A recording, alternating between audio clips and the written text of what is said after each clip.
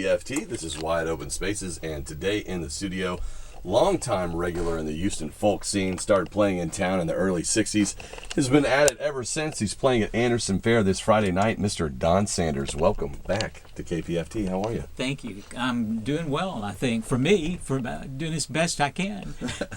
Tell me about the Folk Alliance. You just got back from Folk Alliance doing some stuff in there? Memphis. Yeah, it's a huge schmooze fest, and everybody's hustling for work and for performers. There, people who have house concert venues and club venues come attend the deal to look for new talent. Yeah. And so were you discovered? No, I was not discovered. That's great. No, I was just getting my feet wet again. I'm little by little putting my toe back in the water for grown up work. Yeah. Sure. Well, let's talk about Don Sanders. You grew up here in town? Yeah. Started playing as a teenager? I was born here, playing as a teenager. I joined the Houston Folklore Society when I was 12 or 13. John Lomax II was a big honcho in that organization. Another guy named Ed Bedeau, who subsequently became the editor of Sing Out for a while. Sing Out was the folk song magazine that came out every month. Mm-hmm. Usually came out every month. Yeah, right. When they could afford it, out of Manhattan, out of New York. And before there was Anderson Fair, you had a weekly gig. Actually, I think you were on there 5 days a week at Sand Mountain. Oh, yeah, I was the MC. Tell folks about Sand Mountain.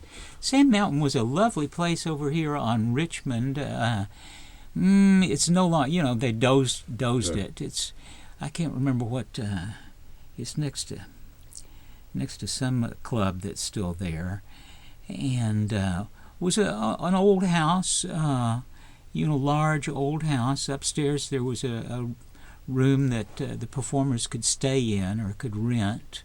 And downstairs there was a large open room where the performers worked, and there was a stage in the center of that room, mural of Jerry, Jeff, Guy, me, Towns on one wall, and they served. It was non-alcoholic, so a lot of kids could come there. Sure. Teenagers would come on dates, and they served cappuccino. Back in those days, to have a coffee house, unlike today, back in those days, you rented a place. You bought a couple of gallons of paint, painted it, and you got a stove and some of those stovetop espresso machines, or espresso makers, those funky things, and that's how you made espresso.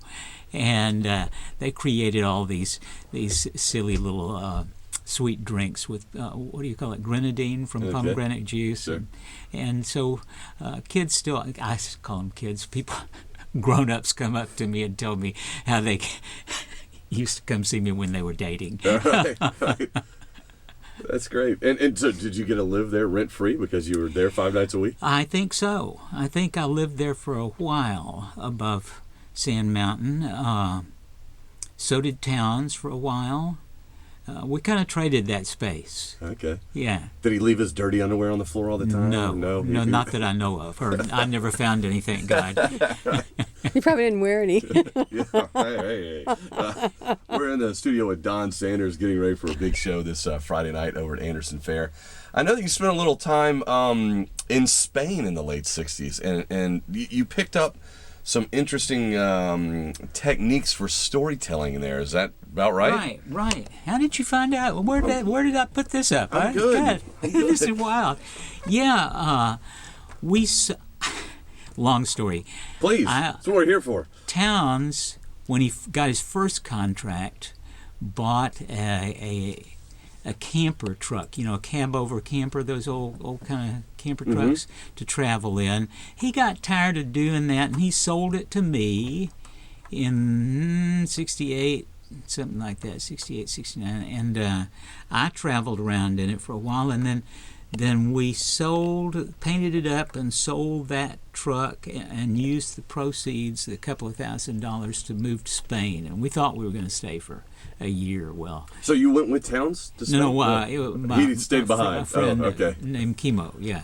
So we moved to Spain for a while, and I wrote some stories, some long stories that were performance-oriented, for one-man performance that combined music and narrative. And actually, one of those stories was on the first LP. Unfortunately, the tape of that was lost. We could, in recovering the stuff from the 70s, we couldn't find the tape of that story. It was a good piece, but yeah, and those were based on folk tales from way back when. Yeah. Now, were these Spanish folk tales? No, they were European folk tales. Okay. Yeah, now, called fabliaux. That dates back to 13th century in France. Troubadours. Yeah. Okay, and they'd go around singing and telling stories. Yeah. Okay. Yeah.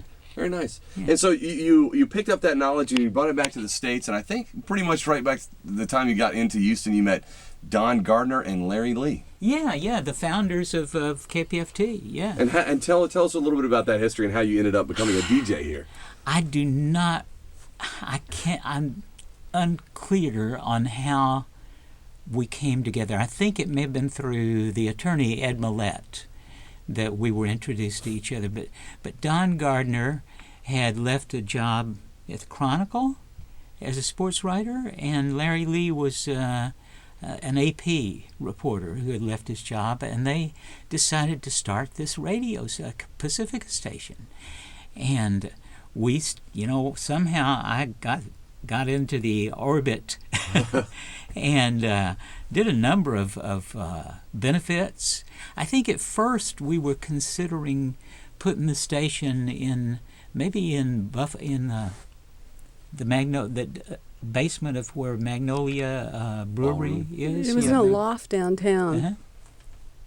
Oh, well, the original station was built in the Atlanta Life building, which sat on the site where Beer Paredes is now. Sure. Yeah, and it was the only African-American owned building downtown. We shared the floor with the Porters Union. Okay. The Black Porters Union. Very nice. Yeah. Now, you did some things for KPFT, and then I guess right about the time the station got up and running, you packed up and moved to San Francisco. Yeah. I thought San Francisco was the place to be instead of Los Angeles. I mean, for recording contracts and all that.